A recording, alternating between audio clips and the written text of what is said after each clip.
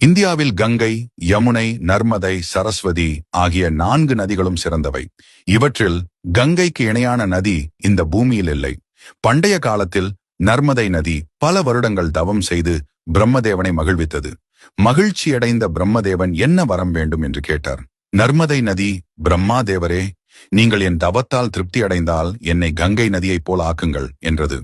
பிரம்மதேவர் சிரித்துக்கொண்டே சொன்னார், வேறு எந்த கடவுளும் சிவபெருமானுக்கு சமமாக முடியும் என்றால், வேறு எந்த ஆணும் விஷ்ணுவுக்கு சமமாக முடியும் என்றால், வேறு எந்த பெண்ணும் பார்வதி தேவிக்கு சமமாக முடியும் என்றால், வேறு எந்த நகரமும் காசி நகரத்துக்கு சமமாக முடியும் என்றால், வேறு எந்த நதியும் கங்கைக்கு சமமாக முடியும் என்று கூறினார்.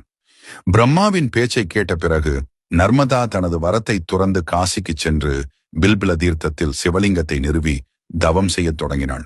சிவபெருமான் அவரை பார்த்து மிகவும் மகிழ்ச்சியடைந்து ஒரு வரம் கேட்கச் சொன்னார்.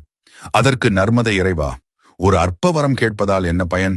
உங்கள் பாதங்கள் மீது எனக்குள்ள பக்தி அப்படியே இருக்கட்டும் என்று கூறினாள். நர்மதாவின் வார்த்தைகளை கேட்ட சங்கரர் மிகவும் மகிழ்ச்சியடைந்து, நர்மதா, என் ஆசிர்வாதத்தால் உன் கரையில் உள்ள அனைத்து பாறைகளும் சிவலிங்கங்களாக மாறும். கங்கையில் நீராடிய உடனேயே பாவங்கள் அழிக்கப்படுகின்றன. யமுனை 7 நாட்கள் நீராடி அனைத்து பாவங்களையும் அழிக்கிறாள். சரஸ்வதி 3 நாட்கள் நீராடி அனைத்து பாவங்களையும் அழிக்கிறாள். ஆனால் நீ உன்னை கண்டாலே அனைத்து பாவங்களையும் அழித்து விடுவாய். நீ ஸ்தாபித்த நர்மதேஸ்வர் சிவலிங்கம் புண்ணியத்தையும் முக்தியையும் தரும் என்றார். அந்த லிங்கத்தில் சங்கரர் இணைந்தார். இவ்வளவு தூய்மையை பெற்ற பிறகு நர்மதாவும் மகிழ்ச்சியடைந்தார். அதனால்தான் நர்மதாவின் ஒவ்வொரு கல்லும் சங்கரே என்று கூறப்படுகிறது.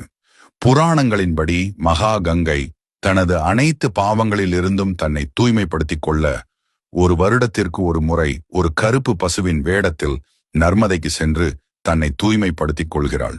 இன்றளவும் நர்மதை நதியில் காணப்படும் அனைத்து கற்களும் லிங்க வடிவத்தில் இருக்கின்றன. ஓம் நம சிவாய.